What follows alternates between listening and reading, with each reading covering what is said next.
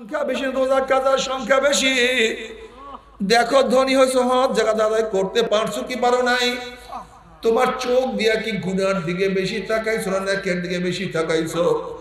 দেখো তোমার কান দিয়া কি গুনার আওয়াজ বেশি ঢুকাইছো না নেকের আওয়াজ বেশি ঢুকাইছো? দেখো এই জবান দিয়া কি মিথ্যা কথা গিবা শিকায়ত বেশি করছো না কোরআন তোলা জিকির আজকার বেশি করছো? দেখো তুমি জবান দিয়া বেশি হারাম ঢুকাইছো না হারাম বেশি হালাল বেশি খাইছো? দেখো তোমার হাত দিয়া জুলুম অত্যাচার বেশি করছো না নেকের কাজ বেশি করছো? এই হাত দিয়া কত ঘুষ গ্রহণ করছো, কত সুদ গ্রহণ করছো, কত পরের মহিলার গায়ে অবৈধভাবে হাত লাগাইছো, কত মদের পেয়ালা ধরছো, কত কাজার কলকি ধরছো, কত খুনের রক্ত হাতের মধ্যে লাগাইছো, কত জুলুম করছো। এই পাও দিয়ে কত নেকের দিকে হাঁটছো, কত গুনার দিকে হাঁটছো। গুনাহ যা করছো তওবা করতে পারছো কি পারো নাই? তওবা যা করছো আমার মাওলাই মাফ করছে কি করে নাই? হাসিবু ক্বাবলা আন তুহাসাবু, তোমার কাছে হিসাব নেওয়ার আগে তুমি তোমাকে হিসাব নাও। খবরদার হিসাব নিকাশ না মিলাইয়া কেউ মাওলার কবরে যাইও না। আল্লাহ না করুক, আল্লাহ না করুক, আল্লাহ না করুক। পচা ইমান নিয়া, পচা আমল নিয়া যদি মৃত্যু বিছানা আসার খাইয়া পড়িয়া যাও, না পারমান বদমাশ বেঈমান যখন মৃত্যু বিছানা আসার খাইয়া পড়িয়া যাবে, আল্লাহ পাক রব্বুল আলামিন ডাক দে ফেরেশতারে, এই না পারমান নামাজ কাজা করিয়া রোজা সারিয়া দিয়া বেপরদা জিনার মধ্যে লিপ্ত হইয়া দুনিয়ার ক্ষমতার পিছনে ঘুরিয়া আমার এবং আমার নবীর দুশমনকে নেতা বানিয়া সুদ ঘুষ গ্রহণ করিয়া গুনার মধ্যে ডুবিয়া কোন জাহান্নাম কামাই করছে, খবরদার ওই জাহান্নাম খানা না দেখাইয়া রূহ কবজ করবি না। আল্লাহর কসম করিয়া বলিয়া থিয়া গেলাম, নাফরমান বদমাশ বেঈমান হঠাৎ স্বপ্নের মধ্যে দেখতে পারবে জাহান্নামের দরজাগুলি টাস টাস করিয়া খুলিয়া গেছে, জাহান্নামের আগুন ধাউ ধাউ ধাউ ধাউ করে জ্বলতে আছে। আজরাইল মাথা আসমানে পাওতার জমিনে এক হাত মার শিকার এক হাত মাগ দিবে। গোটা দুনিয়া বরাবর বিশাল একটা শরীর, আবার সমস্ত শরীরের মধ্যে লম্বা লম্বা কালো কালো পশম, আবার সমস্ত পশমের গোড়া দিয়া শুধু আগুনের ঝিলকি বাইর হইতে আছে। এই অবস্থা দেখিয়া নাফরমান আর বাইর হইতে চাইবে না, থর থর করে রুহটা কাঁপতে থাকবে। যেহেতু বিপদ দেখলে মানুষের হুঁশ থাকে না, কোন মানুষের সামনে পাগলা কুকুর পড়িয়া গেলে মানুষের হুঁশ থাকে না, কোন মানুষ বাঘের সামনে পড়লে মানুষের হুঁশ থাকে না। যেরকম তুমি কি দেখো না কয়েক মাস আগে ঢাকার যখন 22 তলা বিল্ডিং আগুন লাগছে, মানুষের হুঁশ নাই, 22 তলার উপর থেকে বাঁচার জন্য লাভ দিছে, ওই ব্যক্তির খেয়াল নাই 22 তলার উপর থেকে লাভ দিয়া বাঁচা যায় না, বরং আগে মরা যায়। হুঁশ ছিল না। বিল্ডিং এর নিচের তলে আগুন লাগলে কে কার আগে বের হবে, পাড়াপাড়ি করতে গিয়ে মানুষ বেশি মারা যায়। কোন লঞ্চ ডোবা শুরু করলে কে কার আগে বের হবে, পাড়াপাড়ি করতে মানুষ বেশি মারা যায়। বিপদ দেখলে মানুষের হুঁশ থাকে না। নাফরমান বদমাশ বেঈমান যখন এই সূরা তার সামনে দেখবে, কলিজারা থর থর থর থর করে কাঁপতে থাকবে। করুণ দৃষ্টিতে আজরাইল আলাইহিস সালাতু ওয়াস সালামের দিকে রুহটা তাকায়া থাকবে, বলবে ভাই আজরাইল, আমার বয়স তো মাত্র 16, আমি তো মাত্র মেট্রিক পরীক্ষা দিলাম, আইয়ে ভর্তি হইলাম। এই ছাত্র জীবনী তুমি আমার সামনে হাজির হয়ে যাবা, আমি কোনোদিন কল্পনাও করতে পারি নাই। আমি মনে মনে কত স্বপ্ন লালন করতাম, আমি বিসিএস ক্যাডার হব, আমি ডিসি হব, এসপি হব, সচিব হব, ঢাকায় বাড়ি থাকবে, গাড়ি থাকবে। আমার কত সম্মান, কত ইজ্জত, কত স্বপ্ন লালন করতেছিলাম। কিন্তু এই ছাত্র জীবনে তুমি আমার সামনে হাজির হয়ে যাবে আমি কোনোদিন কল্পনা করতে পারি নাই। একটু বড় হওয়ার সুযোগ দিয়া দাও ভাই আজরাইল, নতুন বিবাহ করছি, স্ত্রীর সাথে মোলাকাত করার সুযোগ দিয়া দাও ভাই আজরাইল। আমার নবজাত শিশু, আমি মারা গেলে আমার বাচ্চা এতিম হয়ে যাবে, ওদের মুখের মধ্যে কে খানা তুলিয়া দিবে? আমার বাচ্চা একটু বড় হওয়ার সুযোগ দিয়া দাও। ভাই আজরাইল অমুক মাহফিল গিয়ে নিয়াত করছিলাম নামাজ আর কাজা করব না, আমি আর রোজা ছাড়বো না, দাড়ি আর কাটবো না, না আমি আর সুদ ঘুষ গ্রহণ করবো না, আমি আর দুনিয়ার পিছনে ছুটবো না, আমি আর মদ স্পর্শ করবো না। এই তওবা করব করব করতে করতে তুমি আমার সামনে হাজির হয়ে গেছো, আমাকে তওবা করার সুযোগ করিয়া দাও। আল্লাহর কসম সারা রাত্র ঘুমাবো না, সারা রাত্র ইবাদত করব, সারাদিন কিছুই খাইব না, সারাদিন রোজা রাখবো। বন্ধু বান্ধবের আড্ডার প্রশ্নই আসে না, আমি সারাদিন কোরআন তেলাওয়াত জিকির আজকারের মধ্যে লিপ্ত হইয়া যাব। ওয়া আকুম মিনাস সালিহিন, আমি নেককার আল্লাহ ওয়ালা হইয়া যাব, আমাকে তওবা করার সুযোগ করিয়া দাও। আজরাইল আলাইহিস সালাতু ওয়াস সালাম বলবার খবিস আমার মাওলাকে কালামে পাকের মধ্যে আগেই বলেন নাই, ওয়ালা ইউআখিরুল্লাহু নাফসান ইযা জাআ আজালুহা। আমি কার বাড়ির দরজায় নক করলে গোটা দুনিয়ার মানুষ আমাকে সরাইতে পারে না, আমি কার সামনে হাজির হইলে গোটা দুনিয়ার মানুষ আমাকে ভাগাইতে পারে না। আমি আমেরিকা, রাশিয়া, বুলেট কামান কিছুই ভয় করি না, আর তোকে সুযোগ দেয়া হবে না। আজরাইল আলাইহিস সালাতু ওয়াস সালাম গোসা হইয়া রুডার করে এমন জোরে থাবা মারবে, থাবার জোরে কলিজার রগ করে সিরিয়া সিরিয়া নিয়ে যাইবে। এই দুনিয়াতে তোমাকে আমাকে আর কেউ রাখতে পারবে না।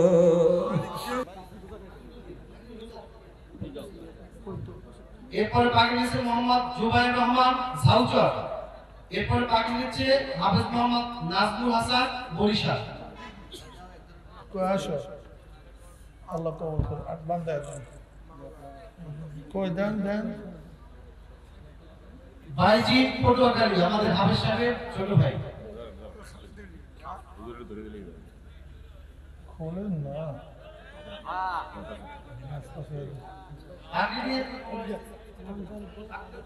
এরপরে জুবাইর রহমান ঝাউচর, হাফেজ নাজমুল হাসান বরিশাল। আমাকে সারেন, এবার বান্দা দেন।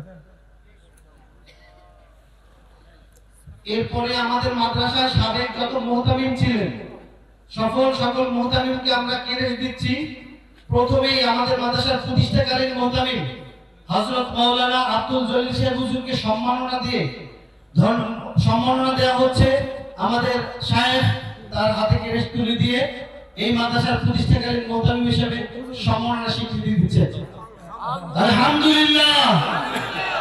এরপরে সম্মাননা নিচ্ছেন জনাব মাওলানা মুফতি জাহিদুল ইসলাম ফিরোজী সাহেব। মুফতি জাহিদুল ইসলাম ফিরোজী সাহেব অত্র মাদ্রাসার সফল মুহতামিম সাবেক। এরপরে সম্মাননা নিচ্ছেন সাবেক সফল মুহতামিম হযরত মাওলানা রুহুল আমিন সাহেব। এরপরে সম্মাননা নিচ্ছেন হযরত মাওলানা রফিকুল ইসলাম সাহেব।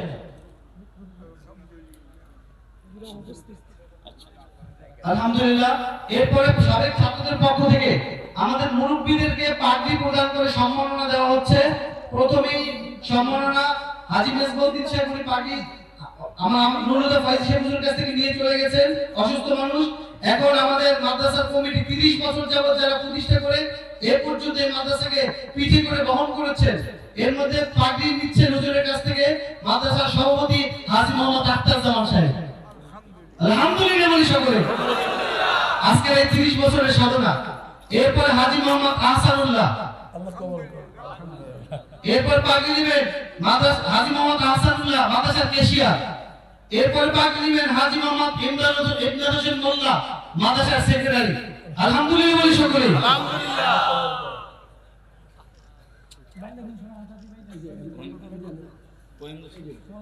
এরপরে পাগড়ি নিচ্ছেন হাজী নবী আলী মাদ্রাসার সহসভাপতি।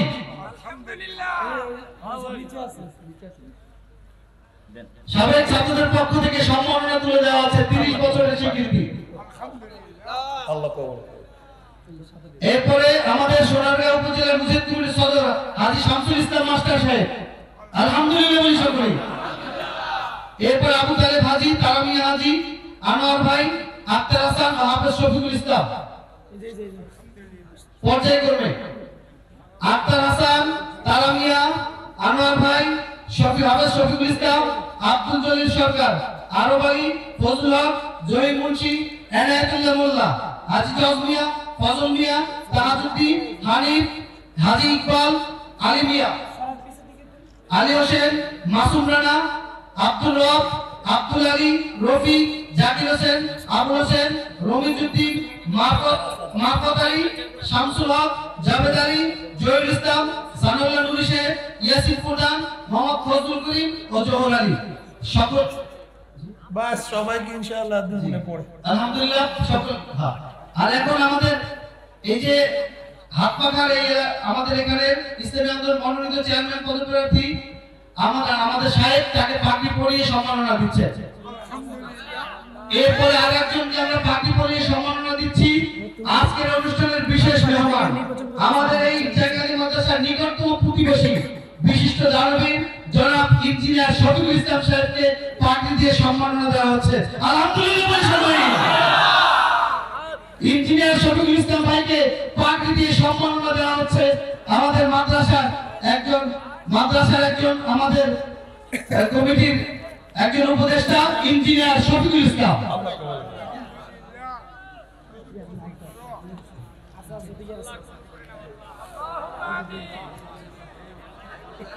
আমাদের এখানে পাগড়ি দিচ্ছে বৈদ্যবাজার ইউনিয়ন ইসলামী আন্দোলন মনোনীত হাত পাখা প্রার্থী উপজেলা সেক্রেটারি ইয়াসিন প্রধান ভাই। বৈদ্যবাজার ইউনিয়নের ইসলামী আন্দোলনের হাত পাখা প্রার্থী ইয়াসিন প্রধান ভাইকে আমাদের সাহেব সম্মাননা দিচ্ছেন। এরপরে আমাদের সাবেকদেরকে কিছু পাগড়ি দেওয়ার পরে আমাদের বয়ান শুরু হবে। এই নাম ঘোষণার জন্য আমি অনুরোধ করছি ফজলুল করিম ফারুকী ভাইকে। পাগড়ি দিচ্ছেন ফজলুল করিম ফারুকী ভাই, মোহতামিম আলমজি মাদ্রাসা, সাবেক ছাত্র এই মাদ্রাসা। যারা পাগড়ি নিয়েছেন একটু পিছনে একটু জায়গা করে দিতে হবে। এরপরে পাগড়ি নেবেন মাওলানা আবুল হাসান মোল্লা, আমাদের সাবেক মাদ্রাসার ছাত্র আবুল হাসান মোল্লা, মোহতামিম জাহাতুন্নিসা। এরপর পাগড়ি নিয়েছেন আবুল বাশার বাদশা, বিশিষ্ট ব্যবসায়ী, আশারী চর, মাহমুদুল হাসান কাজী, নারায়ণগঞ্জ সিটি, কামালউদ্দিন ফোরকান, মাওলানা মুফতি কামালউদ্দিন ফোরকান, বিশিষ্ট মুফাসসির কোরআন, মুফতি হাবিবুল্লাহ খতিব কেরানীগঞ্জ, মুফতি আবুল কালাম মুহাদ্দিস মিরপুর মাদ্রাসা, মাওলানা নুর হোসেন বিশিষ্ট ব্যবসায়ী জাকিরকান্দি, মুফতি শরীফ হোসেন মুহাদ্দিস। তো সারা রাত লাগবে, বাস নাম ঘোষণা করে দেন মনে পড়ে ইনশাআল্লাহ। আলহামদুলিল্লাহ বাকি সকলকে পাগড়ি ইনশাআল্লাহ মাদ্রাসা থেকে দিয়ে দেওয়া হবে ইনশাআল্লাহ। ইনশাআল্লাহ। আসসালামু আলাইকুম। ওয়ালাইকুম আসসালাম। আল্লাহ কবুল করুক। সবাই পড়াই দেবেন ইনশাআল্লাহ বয়ানের শেষে। বয়ানের শেষে সবাই পড়াই দেবেন। একটু অপেক্ষা করেন, বয়ানের শেষে মানুষজন অস্থির হয়ে গেছে তো। এই সাউন্ড বক্সটা ঘুরাই দেন সামনে, নিচে নামায় দেন সাউন্ড বক্সটা। পিছনে মানে ওই সাউন্ড বক্সটা সোজা করে দেন, ওই সাউন্ড বক্স সোজা করে দেন, ওই সাউন্ড বক্সটা সোজা করে দেন।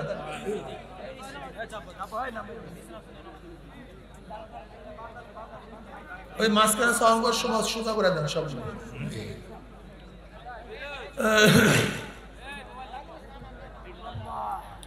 স্টেজের মধ্যে ঠেকাই দিস, আর একটু সামান্য টানতাম, সামান্য, বাস বাস বাস, এত না, আর একটু সামনে আগে না, মানে স্টেজে না লাগে। হ্যাঁ এত দিবা না, না তো খালি কাঁদবে। তা দাও, সব কাঁপবে শুধু।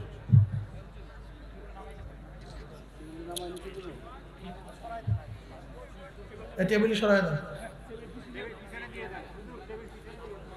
নাহমাদু ওয়া সাল্লি আলা রাসূলিল কারীম, আম্মা বা'দ। ফাআউযু বিল্লাহি মিনাশ শাইতানির রাজীম। বিসমিল্লাহির রাহমানির রাহিম।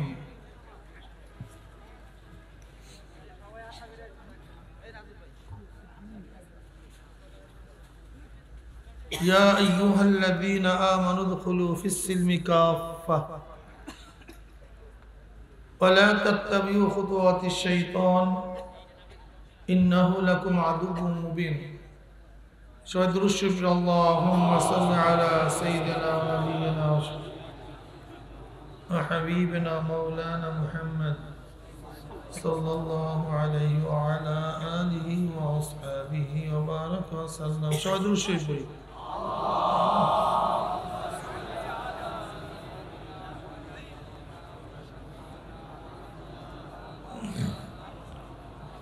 صلى الله عليه وسلم. اللهم صل على سيدنا حبيبنا محمد صلى الله عليه وعلى آله وصحبه. আসলে আমরা দীর্ঘক্ষণ পর্যন্ত বয়ানে ছিলাম, বসা ছিলাম। মেজাজের মধ্যে বয়ান শোনার মেজাজ নাই, একটু মেজাজ পরিবর্তন করা চাই। আমরা সবাই একটু দাঁড়াইয়া যাই, আমরা একটু গাও নাড়াচাড়া দেই, ভালো মতো নাড়াচাড়া দেই, মাজা ক্রমশ সোজা করি, ঠিক না? দেখবেন আবার মনের মধ্যে বয়ান শোনার মেজাজ আসবে। শোন, এর মধ্যে অনেকের হাজাত হতেই পারে, মানুষের হাজাত হওয়াটাই স্বাভাবিক, আস্তে বের হয়ে যায়। যদি কারোর প্রয়োজন হয় আস্তে ফাঁকে বের হয়ে যায়, বুঝেন নাই? বয়ান শুরুর পরে বের হওয়ার চেষ্টা করবই না, আস্তে বের হয়ে যায়। যাদের হাজাত আছে নাড়াচাড়া দিছি সবাই, একটু নাড়াচাড়া। এবার বসে বলি আলহামদুলিল্লাহ। কি এনার্জি আসছে না? আমার একটু কি নববিশা বুঝু এনার্জি আসছে না আমার?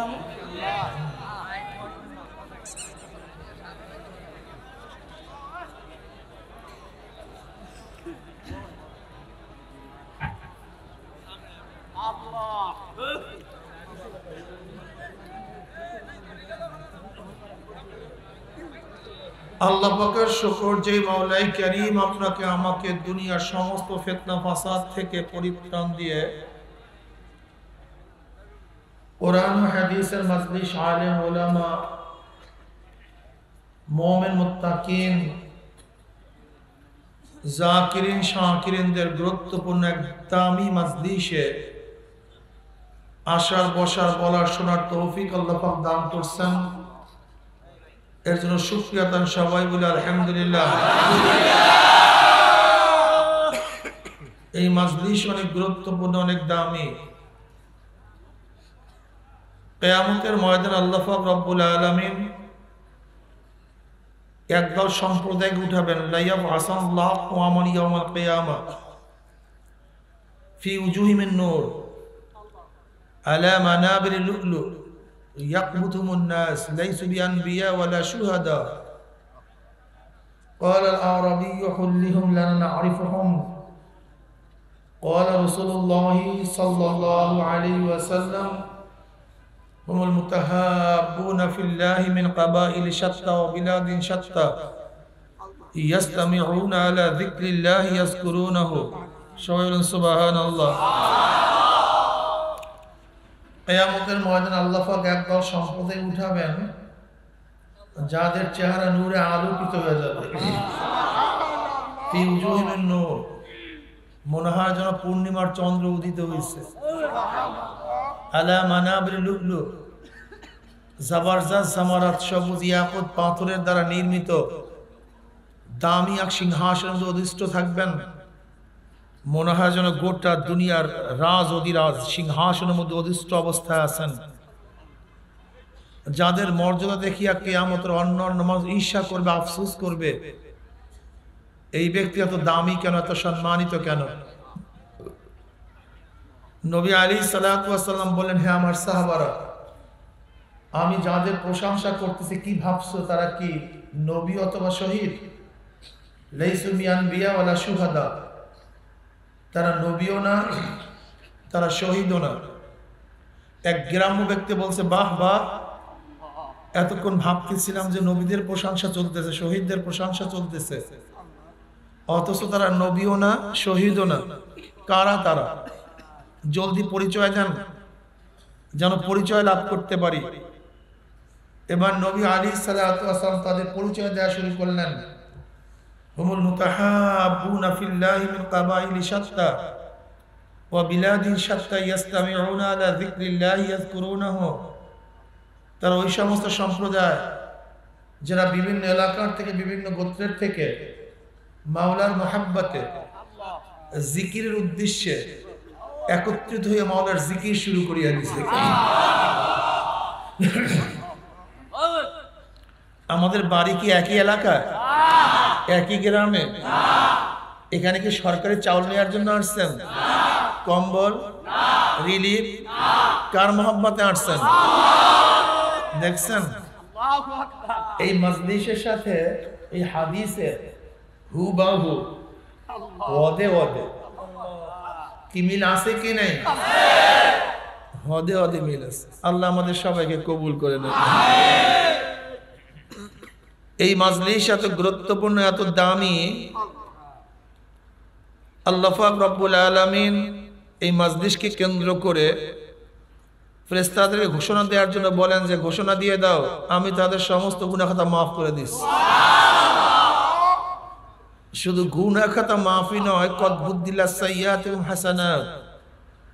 আল্লাহ পাক রব্বুল আলামিন সমস্ত গুনাহকে নেকের দ্বারা পরিবর্তন করে দেবেন।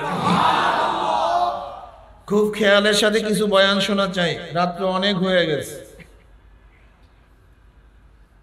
খুব খেয়ালের সাথে, আমার তন ও মন, আমার শরীর এবং মন একই জায়গায় থাকবে। শরীর এখানে, মন বাড়িতে, বয়ানে ফায়দা হবে না। শরীর বাড়িতে, মন এখানে, তাতেও লাভ হবে না। শরীর মন এক জায়গায় রেখে খুব খেয়ালের সাথে কিছু বয়ান শোনা চাই। বর্তমান জমানা খুবই ফিতনা ফাসাদের জমানা। যেই জমানায় নেকের পরিবর্তে গুনার প্রতিযোগিতা চলছে, কে কত বেশি গুনাহ করতে পারে। যেই জমানায় মানুষ নেকের কাজে আশ্চর্য হয়, গুনার কাজে স্বাভাবিক থাকে। যেই জমানায় নামধারী মুসলমান ইসলামের সবচেয়ে বড় দুশ্মন হয়ে গেছে।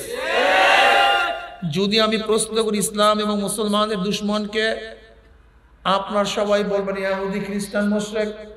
কোনো সন্দেহ নেই, তারা তো নিশ্চিত মুসলমানের শত্রু বটে, কিন্তু সবচেয়ে বড় মুসলমানের দুশ্মন হলো নামধারী মুসলমান।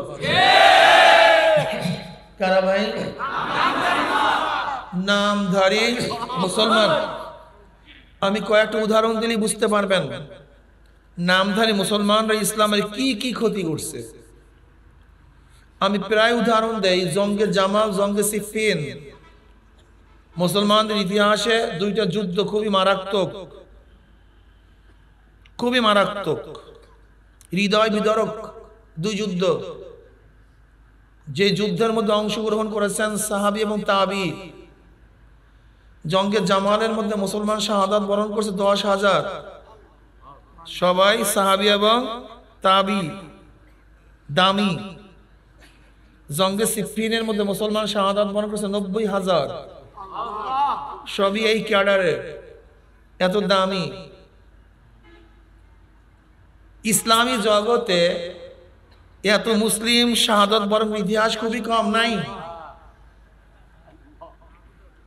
অথচ পিছনে এক ব্যক্তি, নামধারী মুসলমান, আব্দুল্লাহ বিন সাবা, একজন নামধারী মুসলমান, নামধারী মুসলমান। যেই জঙ্গে সিফিন থেকে খারিজি, রাফিজি, মুতাজিলি, মুআত্তিলা, জাবরিয়া, কাদরিয়া, শিয়া, এই যত ফিরকায়ে বাতিলা, সব কিছু সূচনা সেখান থেকে। পিছনে একজন আব্দুল্লাহ বিন সাবা। তারেক বিন জিয়াদ রহমতুল্লাহ আলাইহি স্পেন দখল করছে। তার বয়স 70 বছরের এক মুরব্বী বুড়া স্পেন দখল করে ফেলেছে মাত্র 5,000 সৈন্য নিয়ে। ঠিক না? বয়স কত? 950 বছর পর্যন্ত মুসলমানের শাসন ছিল, 1-2 বছর না। যখন ইহুদি খ্রিস্টানরা জাঙ্গা পড়িয়া বন জঙ্গলে সাপ এবং কুচিয়া খাইতো, পোকামাকড় খাইতো, সেই সময় মুসলমান আলহামদুলিল্লাহ প্রসাদ থেকে গোটা দুনিয়ার মধ্যে জ্ঞানের আলো ছড়ায় দিছে, কিন্তু সেই স্পেন ধ্বংস হয়ে গেছে। পিছনে আবু দাউদ, আবু আবদুল্লাহর মতো নামধারী মুসলমান। আপনারা জানেন 1757 ঈসাই সালে সিরাজউদ্দৌলা হারছে খ্রিস্টানদের সাথে, যুদ্ধের কারণে হারে নাই। নামধারী মুসলমান, নামটা মনে আছে? মীর জাফর। 1799 ঈসাই সালে মহীশূরের যুদ্ধে টিপু সুলতান হায়দারের সন্তান খ্রিস্টানদের সাথে হারছিল, যুদ্ধের কারণে না, তাও নামধারী মুসলমান মীর সাদেকের কারণে। বুঝেন? নামধারী মুসলমান সবচেয়ে খতরনাক, মারাত্মক। আজও বাংলাদেশে কোন খ্রিস্টান, ইহুদি, মোরশেক আপনার মাথা টুপি উঠে থুক মারে না, সাহস পায় না, কিন্তু এই নামধারী মুসলমান আপনার মাথা থেকে টুপি তুলিয়া থুক মারার সাহস পায়। কোন নামধারী মুসলমান আপনার দাঁড়িয়ে নিয়ে কোন হিন্দু, খ্রিস্টান, বৌদ্ধ রাস্তাঘাটে আপনার দাঁড়িয়ে নিয়ে টিটকারি করতে পারে না, কিন্তু নামধারী মুসলমান ঠিকই টিটকারি করে। কোন হিন্দু, বৌদ্ধ, খ্রিস্টান বাংলাদেশে আলেমদের বিরুদ্ধে কটূক্তিমূলক বক্তব্য দিতে পারে না, কিন্তু নামধারী মুসলমান বক্তব্য দেয়। আজকে ইসলামকে ধ্বংস করার চক্রান্ত যারা করছে, এর মধ্যে সবচেয়ে বেশি মারাত্মক হলো নামধারী মুসলমান।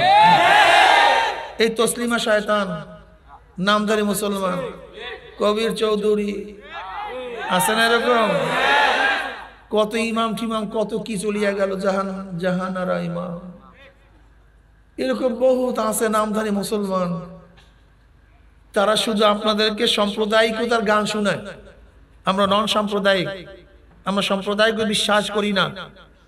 অথচ ভারতে যখন সাম্প্রদায়িকতার বীজ বপন করতেছে, তখন তাদের বিরুদ্ধে তাদের কোনো বক্তব্য নেই, কিন্তু যখন ইসলামের কথা বাংলাদেশে বলবেন, তখনই আমরা সাম্প্রদায়িক হয়ে যাই। কঠিন মাসালা। দেখেন আমেরিকার অবস্থা কি দেখেন। আমেরিকার সংবিধানে বলা আছে যে আমেরিকার প্রেসিডেন্ট খ্রিস্টান ব্যতীত হতে পারবে না। যদি বাংলাদেশের সংবিধানে আপনি এই কথা লিখেন, পরের দিন দেখবেন গোটা বাংলাদেশ তোলপাল হয়ে গেছে, যে বাংলাদেশ সাম্প্রদায়িক হয়ে গেছে, এই মৌলবাদীতে ভইরা গেছে, জঙ্গিবাদ থেকে হটাও, এদেরকে উৎখাত করো। অথচ আমেরিকার সংবিধানে খ্রিস্টান ব্যতীত কেউ প্রেসিডেন্ট হতে পারবে না, সেই কথা লেখলে সাম্প্রদায়িক হয় না। কিন্তু বাংলাদেশের সংবিধানে যদি এই কথা লেখি যে মুসলমান ব্যতীত কেউ প্রেসিডেন্ট হতে পারবে না, তাহলে আমরা সাম্প্রদায়িক হয়ে যাব। আমেরিকার প্রেসিডেন্ট গতকাল কি শপথ গ্রহণ করছে বাইবেলের উপর হাত রেখে। যদি আমরা বলি যে কোরআন শরীফের হাত রেখে শপথ গ্রহণ করতে হবে, বাংলাদেশের সংবিধানের মধ্যে ধারা অ্যাড করা চাই যে কোরআনের উপর হাত রেখে শপথ করতে হবে, তখন তারা কি বলবে? বাংলাদেশ নন সাম্প্রদায়িক, এখানে কোরআন ঠোরানের কোনো মূল্য নাই, এখানে কোরআনের উপর হাত রেখে শপথ করার আইন পাশ করা মানে সাম্প্রদায়িকতাকে প্রশ্রয় দেয়া। কাজে আমরা নন সাম্প্রদায়িক। কথা বুঝতে পারেন? আজকে আপনাদের মাথার মধ্যে কি ঢুকানো হচ্ছে?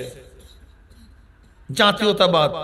সেই জাতীয়তাবাদটা কি? আমি বাঙালি, অর্থাৎ বাঙালি বাঙালি বলতে বলতে আপনি যে মুসলিম, এটা আপনার মাথার থেকে তুলে দেওয়া ষড়যন্ত্র চলতেছে। দেখবেন শুধু বলবো আমরা বাঙালি, এটা বাঙালিদের সংস্কৃতি, এটা বাংলাদেশ কৃষ্টি কালচার, এটা বাঙালিদের নিয়ম কানুন। অর্থাৎ বাঙালি বাঙালি বলতে পারলে, বাঙালি বাঙালি বলতে বলতে আমি যে মুসলিম, এটা আমার মাথার থেকে ফিক্কা ফালাইয়া দেওয়া, সরাইয়া দেওয়ার চক্রান্ত, মারাত্মক অবস্থা। আপনি বুঝেন? অথচ অসমাপ্ত আত্মজীবনের মধ্যে শেখ সাহেব নিজে লিখেন আমাদের পরিচয় দুইটা। কি লিখেন?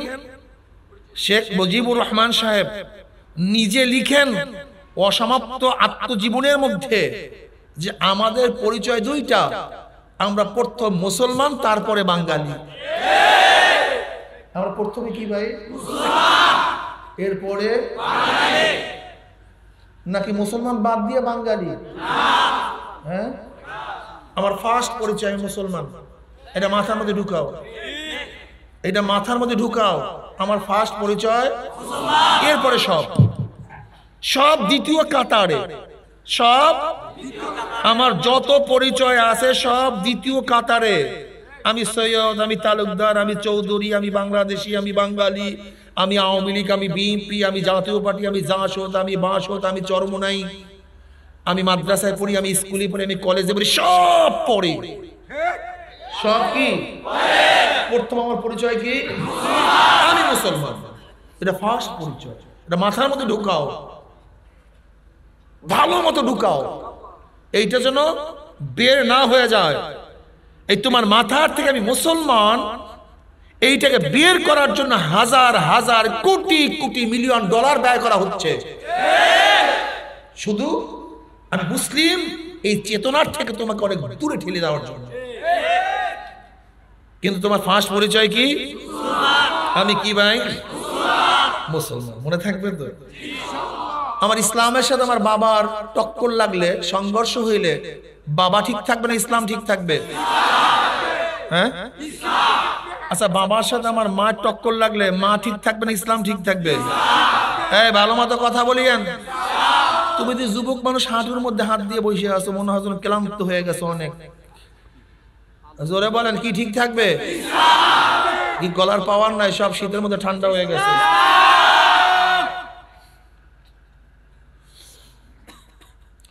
ইসলামের সাথে ব্যবসার টক্কর লাগে, ব্যবসা ঠিক থাকবে না ইসলাম ঠিক থাকবে?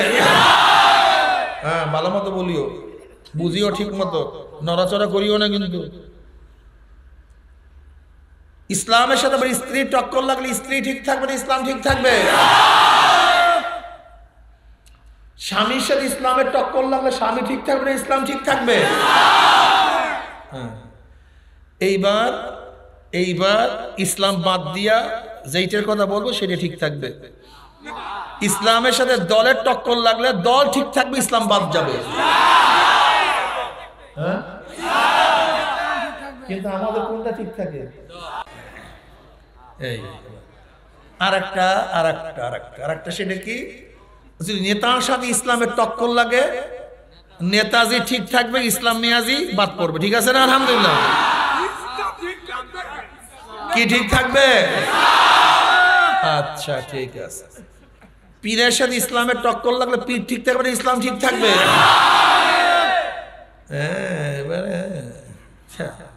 এবার দেখেন তো কি ঠিক থাকে আপনাদের, আমাদের কি ঠিক থাকে?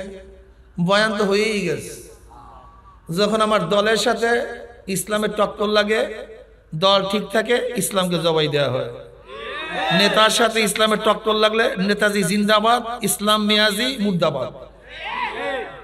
কথা বুঝাতে পারি? ভেজাল এখানে আর কিচ্ছু না।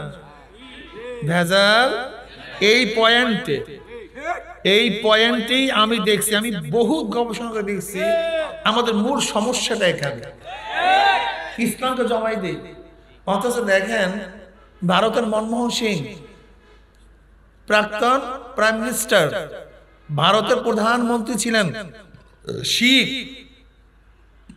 একজন শিক্ষিত ব্যক্তিত্ব, ভারতের প্রাইম মিনিস্টার, অথচ তার মাথার মধ্যে শিখদের পট্টি, মাথার মধ্যে শিখদের চুল, গোপের মধ্যে শিখদের মোষ, চেহারার মধ্যে শিখদের দাড়ি, শরীরের মধ্যে শিখদের পশম। মানে শিখ ধর্ম কি? জন্ম হওয়ার পরে কোনো পশমই তারা কাটে না শরীরে, সকল জায়গার পশম তাদের থাকে। কই কই ভারতের প্রাইম মিনিস্টার তার মাথার থেকে তো শিখদের পট্টি নামে নাই। তা তুমি বাংলাদেশের প্রধানমন্ত্রী হলে তোমার মাথার থেকে মুসলমানের টুপি নামে কেন? ভারতের প্রাইম মিনিস্টার, তার মাথার থেকে তো শিখদের চুল নামে নাই, তোমার মাথার থেকে মুসলমানদের পাগড়ি নামে কেন? যদি ভারতের প্রাইম মিনিস্টার তার চেহারার থেকে শিখদের দাড়ি না নামতে পারে, তাহলে তুমি একটু কিছু হলি, চেয়ারম্যান হলি, এমপি হলি, মিনিস্টার হলি, তোমার চেহারার থেকে ইসলামের দাড়ি নামে কেন? কারণটা কি? ঘটনাটা কি?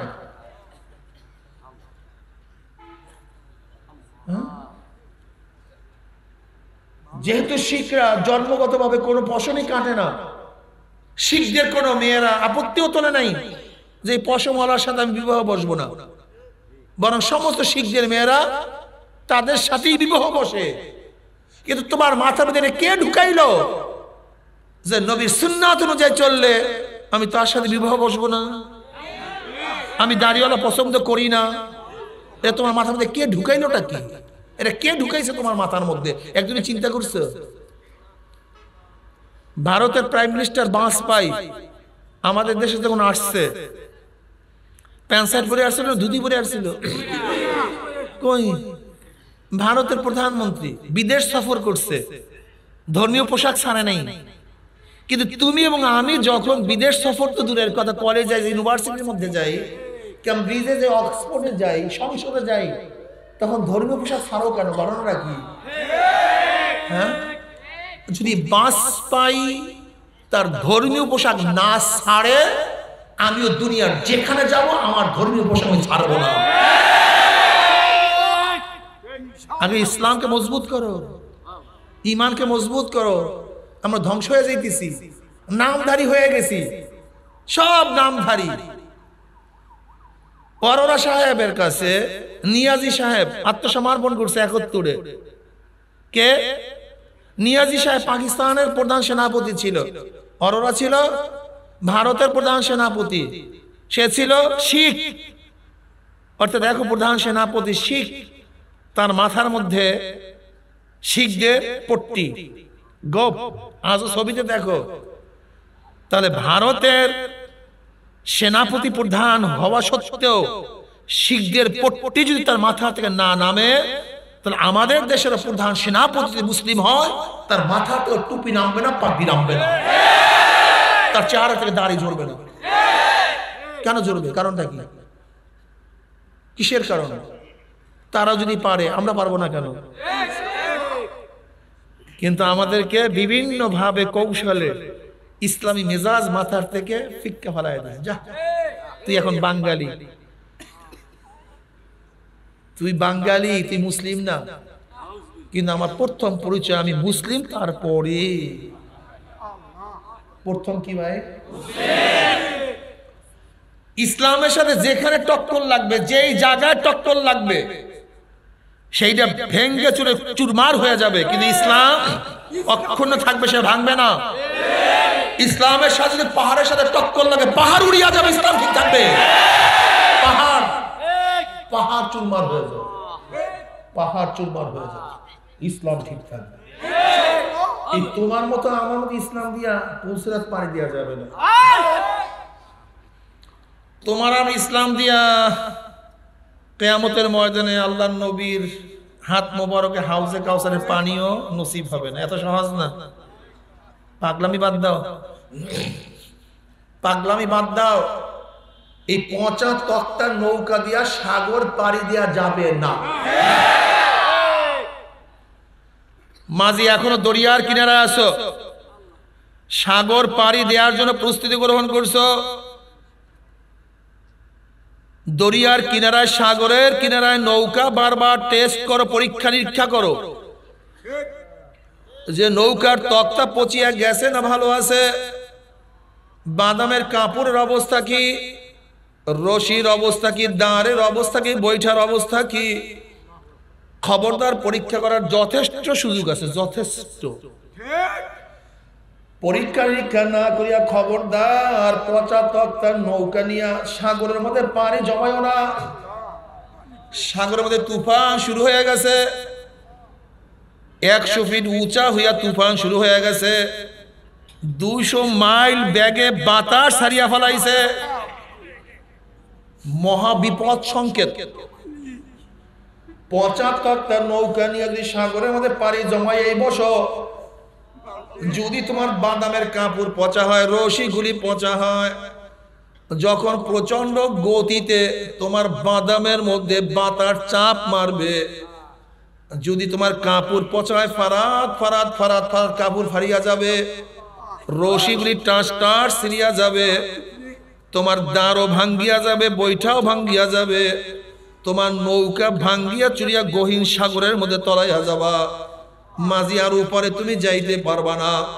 হে 3.5 হাত নৌকার মাঝে আব্দুল্লাহ, এ 3.5 হাত নৌকার মাঝে রহিমা খাতুন, এ 3.5 হাত নৌকার মাঝে আব্দুল কাদের, 3.5 হাত নৌকার মাঝে ফাইজুল করিম, 3.5 হাত নৌকার মাঝে আব্দুর রহিম, 5টা মহাসমুদ্র পাড়ি দিয়া তারপর মাওলার দরবারে যাইতে হবে।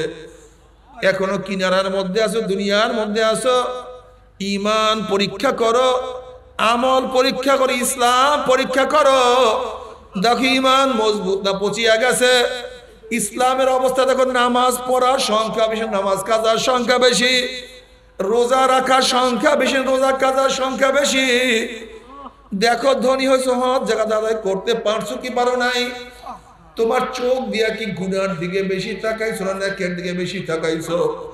দেখো তোমার কান দিয়া কি গুনার আওয়াজ বেশি ঢুকাইছো না নেকের আওয়াজ বেশি ঢুকাইছো? দেখো এই জবান দিয়া কি মিথ্যা কথা গিবত শিকায়ত বেশি করছো না কোরআন তোলা জিকির আজকার বেশি করছো? দেখো তুমি জবান দিয়া বেশি হারাম ঢুকাইছো না হারাম বেশি হালাল বেশি খাইছো? দেখো তোমার হাত দিয়া জুলুম অত্যাচার বেশি করছো না নেকের কাজ বেশি করছো? এই হাত দিয়া কত ঘুষ গ্রহণ করছো, কত সুদ গ্রহণ করছো, কত পরের মহিলার গায়ে অবৈধভাবে হাত লাগাইছো, কত মদের পেয়ালা ধরছো, কত কাজার কলকি ধরছো, কত খুনের রক্ত হাতের মধ্যে লাগাইছো,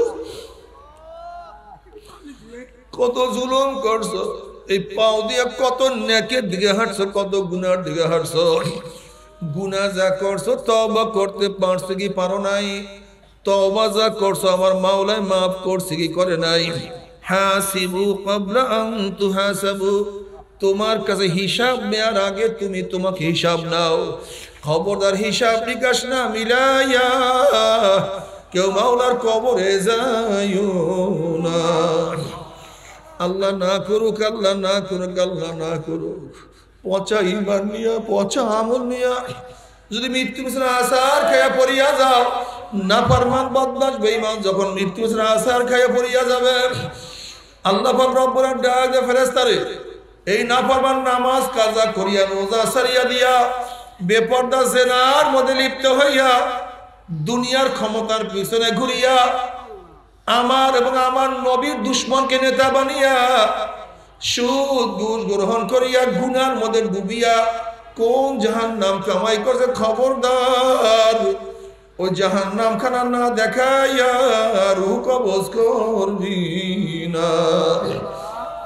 আল্লাহর কসম করিয়া বলিয়া থিয়া গেলাম, নাফরমান বদমাশ বেঈমান হঠাৎ স্বপ্নের মধ্যে দেখতে পারবে জাহান্নামের দরজাগুলি টাস টাস করিয়া খুলিয়া গেছে, জাহান্নামের আগুন ধাউ ধাউ ধাউ ধাউ করে জ্বলতে আছে। আজরাইল মাথা আসমানে পাও, তার জমিনে এক হাত মার, শিকার এক হাত মার দিবে। গোটা দুনিয়া বরাবর বিশাল একটা শরীর, আবার সমস্ত শরীরের মধ্যে লম্বা লম্বা কালো কালো পশম, আবার সমস্ত পশমের গোড়া দিয়া শুধু আগুনের ঝিলকি বাইর হইতে আছে। এই অবস্থা দেখিয়া নাফরমান আর বাইর হইতে চাইবে না, থর থর করে রুহটা কাঁপতে থাকবে। যেহেতু বিপদ দেখলে মানুষের হুঁশ থাকে না, কোন মানুষের সামনে পাগলা কুকুর পড়িয়া গেলে মানুষের হুঁশ থাকে না, কোন মানুষ বাঘের সামনে পড়লে মানুষের হুঁশ থাকে না।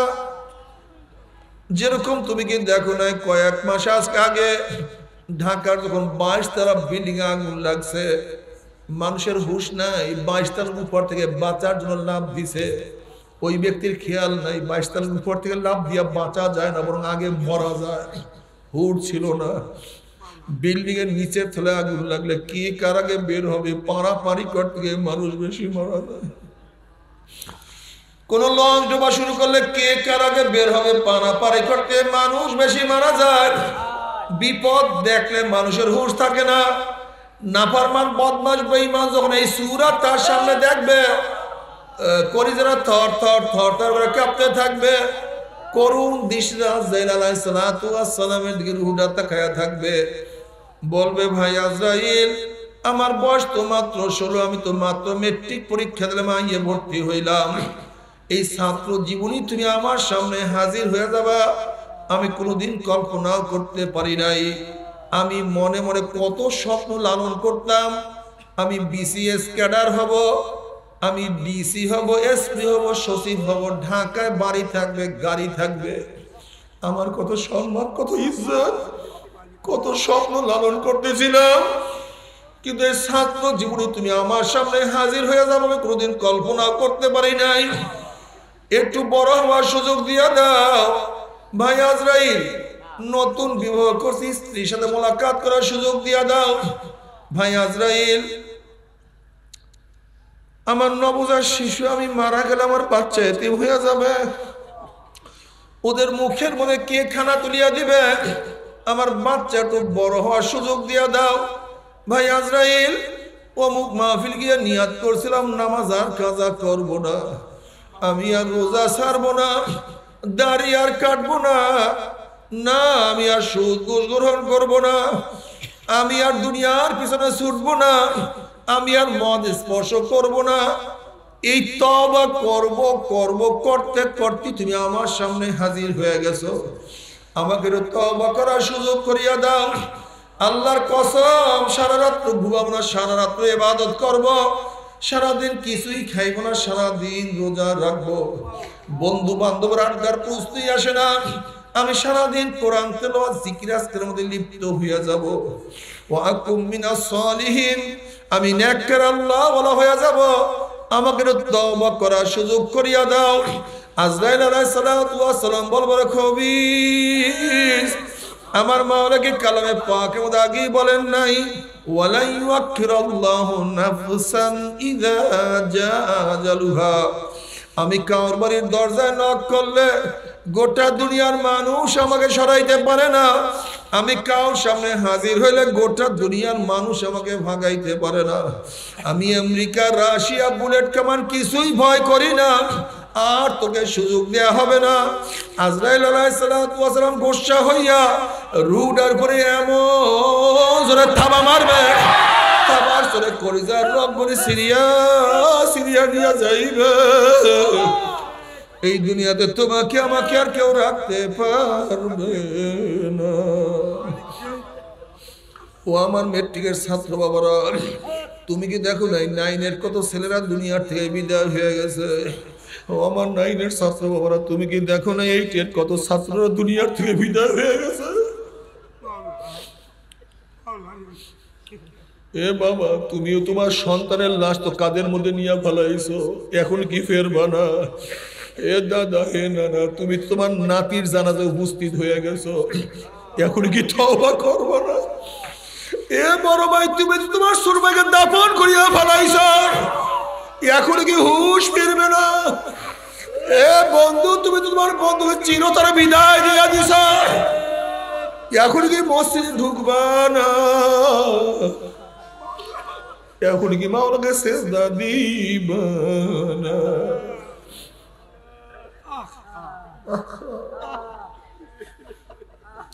এখন আমার মাওলাকে সেজদা দিবা না?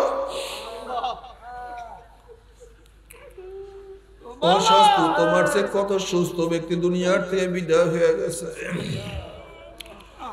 ঢাকায় গেছে বাজার করার জন্য, বাজার নিয়ে ফিরতে পারে না, লাশ হইয়া ফিরিয়ে আসছে। বিদেশে গেছে টাকা কামাই করার জন্য, টাকা নিয়ে আসতে পারে নাই, বাক্সের মধ্যে লাশ হইয়া ফিরিয়ে আসছে। বাবারে, দুনিয়া কিছু না, দুনিয়া কিছু না। আল্লাহ, তুমি আমাদের সবাইকে মাফ করিয়া দাও, সবাইকে দিনের বুঝ দিয়া দাও, তওবা করার তৌফিক দিয়া দাও, তোমার গোলামি করার তৌফিক দিয়া দাও, মুসলমান হইয়া কবরে যাওয়ার তৌফিক দিয়া দাও। বাবারে, ও যুবক বাবারা, আর তোমার সে কত জুয়ান আমার মাওলার পাগল, তুমি কেন পারবা না? এ মুরব্বী, তোমার সে কত মুরব্বী আমার মাওলার পাগল, তুমি কেন পারবা না? এ গরিব, তোমার সে কত গরিব আমার মাওলার পাগল, তুমি কেন পারবা না? এ আমার মা, হে আমার বোন, তোমার সে কত মহিলার আমার মাওলার পাগল। এ অসুস্থ, তোমার সে কত অসুস্থ আমার মাওলার পাগল, তুমি কেন পারবা না? এ দড়ি, তোমার সে কত ধনী আমার মাওলার পাগল, তুমি কেন পারবা না? এ যুবকে বালক, তোমার সে কত বালক আমার মাওলার পাগল, তুমি কি দেখো না আলী রাদিয়াল্লাহু তাআলা আনহু অল্প বয়সে আমার মাওলার পাগল হয়ে গেছে, তুমি কেন পারবা না? আব্দুল্লাহ ইবনে আব্বাস অল্প বয়সে আমার মাওলার পাগল, আব্দুল্লাহ ইবনে উমর অল্প বয়সে আমার মাওলার পাগল। ইসমাইল আলাইহিস সালাতু ওয়াস সালাম যদি নাবালক অবস্থায় আমার মাওলাকে পাওয়ার জন্য মাওলার প্রেমে পড়িয়া ছুরির নিচে নিজের গর্দানকে ঝুলাইয়া দিতে পারে, তুমি আমি কেন পারবো না? তুমি আমি কেন পারবো না? বেলাল হাবশী রাদিয়াল্লাহু তাআলা আনহু যদি মাওলাকে পাওয়ার জন্য এত ত্যাগ করতে পারে, ওমর ইবনে খাত্তাব রাদিয়াল্লাহু তাআলা আনহু বেলাল হাবশী রাদিয়াল্লাহু যখন ডাক দিতে সাইয়্যিদুনা বেলাল বলতেন, একদিন বলেন, ভাই বেলাল, ইসলাম গ্রহণ করার পরে কাফেররা তোমাকে কিভাবে কষ্ট দিছে? বেলাল হাবশী রাদিয়াল্লাহু তাআলা আনহু মুখে জবাব না দিয়া পিঠের উপর থেকে কাপড়টা ফালাইয়া দিছে, দেখে পিঠের গোশতগুলি একত্রিত হয়ে গেছে, কত হয়ে গেছে শরীরের মধ্যে। বেলাল হাবশী রাদিয়াল্লাহু দুই চোখের পানি ফলাইয়া দিল, ভাই বেলাল, তোমার পিঠের অবস্থা এরকম কেন? আমি ইসলাম গ্রহণ করার পরে উত্তপ্ত বালুর মধ্যে আমাকে শোয়াইয়া বুকের উপরে পাথর চাপা দিয়া ফেলাইছে,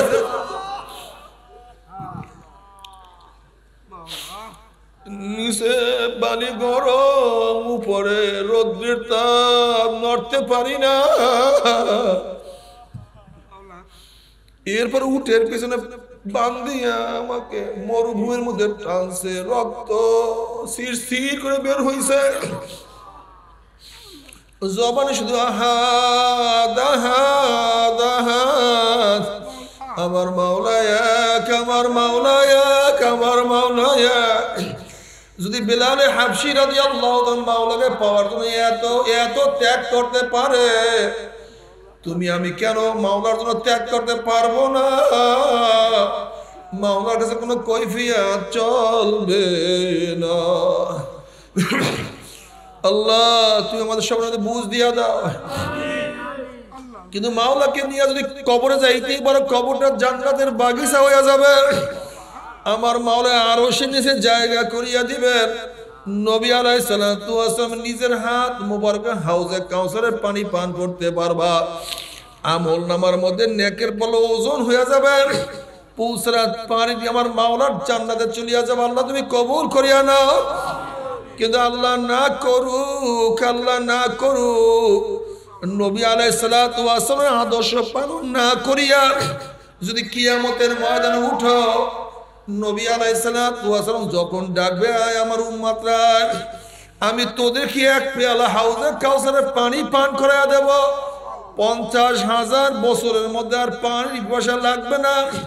যখন সবাই দৌড় দেবে, পথের মধ্যে একদল ফেরেশতারা একদল মানুষকে আটকায়া ফেলাইবে।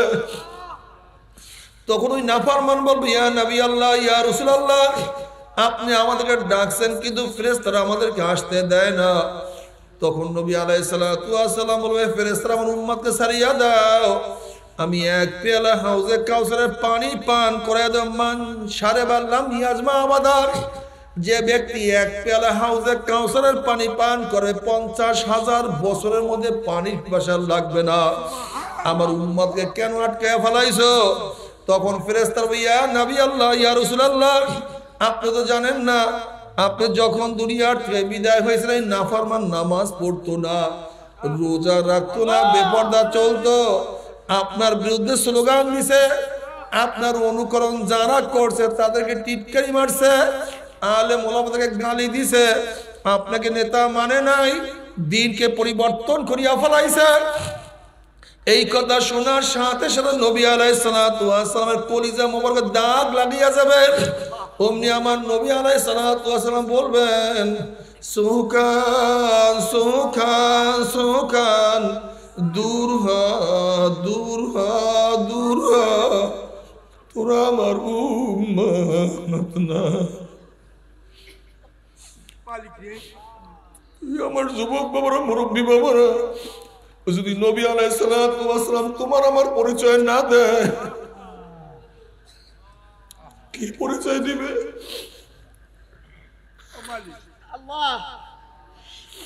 কে সাহায্য করবে?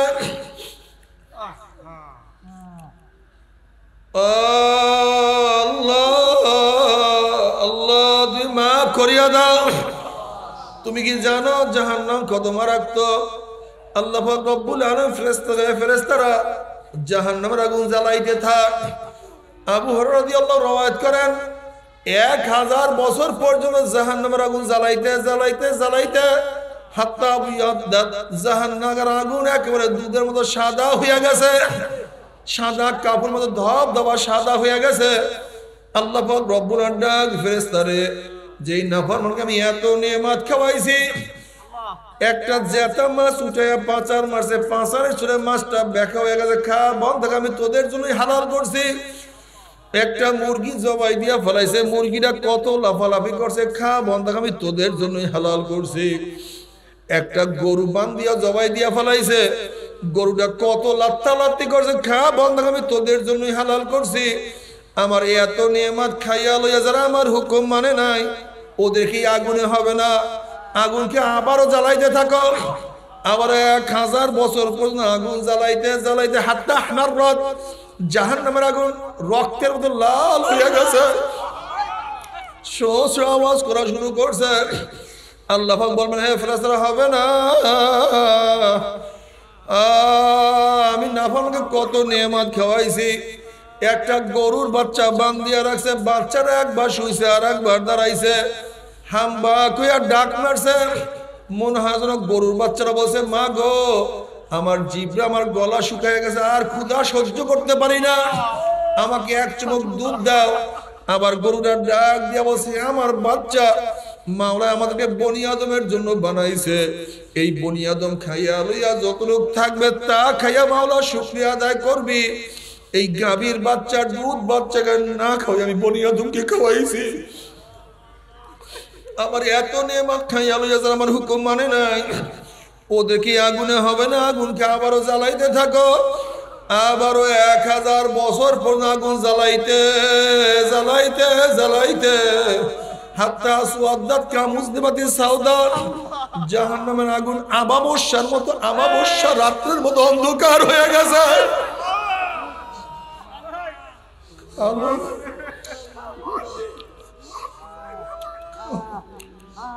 একটা জাহান্নাম আর একটা জাহান্নামকে খাইয়া ফেলাইতে আছে। কালামে পাকের মধ্যে আসছে, তাকাদু তামাইয়াজু মিনাল গায়জ, জাহান্নামের জোর চলে আসছে, শো শো আওয়াজ করা শুরু করিয়া দিছে, আমরা সহ্য করতে পারবি? ওই জাহান্নামের এক সেকেন্ড না যাবো, কেউ তো সহ্য করতে পারবো না। তবে মুমিন মুসলমান বলতে সবাই মনে চায় গুনার থেকে ফিরিয়া নেক আমল করিয়া মাওলার জান্নাতে তো সবাইরই যাইতে মনে চায়। গুনাহ নিয়া মাওলার জাহান্নামে কাউরি কিন্তু যাইতে মনে চায় না। কিন্তু কেনই বা আমরা নেক আমল করতে পারি না, কেনই বা গুনার কাম ছাড়তে পারি না? এর মূল কারণ হলো আপনার এবং আমার পিছনে নফস এবং শয়তান লাগিয়া রয়েছে। এই নফস এবং শয়তান থেকে ফেরার জন্য যে কোনো একজন হক্কানি আল্লাহর ওলির হাতে হাত দিতে হবে রে বাবা। খবরদার, বর্তমান জমানায় পীর মুরিদের নামে ভেজাল, শিরক, বিদআত, হিংসা, হাসাদ, ব্যবসা বাণিজ্যে পরিণত হয়ে গেছে। সমস্ত আল্লাহর ওলির একমত, যেই পীরের 5 জন মুরিদের মধ্যে কম পক্ষে 3 জনকে দেখবেন আলহামদুলিল্লাহ সুন্নাত মাফিক আমল আখলাক মজবুত হইয়া যাইতে আছে, গুনার কাম ছাড়তে আছে, নেকের আমল ধরতে আছে, কলব নরম হইয়া চোখে পানি আসতে আছে। বৃক্ষতর নাম কি, ফলে পরিচয়, আমি চরমনায় বুঝি না, চরমনার দাওয়াত প্রশংসা প্রচার প্রসার করার জন্য আসিনি রে বাবা। চরমনায় যাওয়ার তোমার কোনো দরকার নাই, কোনো দরকার নাই, কোনো দরকার নাই। তুমি যার কাছে গিয়া পারো গুনার কাম সারো, নেকের আমল ধরো, কলম নরম করিয়া চোখে পানি নিয়ে মাওলার কবরে যাইও। যেরকম দুনিয়ার ঘরে আগুন লাগলে পানি ছাড়া নিভানো যায় না, ঠিক তদ্রুপ তোমার এবং আমার গুনার দ্বারা যে জাহান্নামের আগুন জ্বলিয়া রইছে, চোখের পানি ও ছাড়া কিন্তু জাহান্নামের আগুন নিভানো সম্ভব না। কাজী আমার জন্য দোয়া চাই, আমিও দোয়া করি। সবাই সবার জন্য প্রাণ খুলিয়া দোয়া করো, যেন কিয়ামতের ময়দানে গলাগলি বাঁধিয়া মাওলা একসাথে জান্নাতে যাওয়ার তৌফিক দিয়া দেয়। আল্লাহুম্মা আমিন।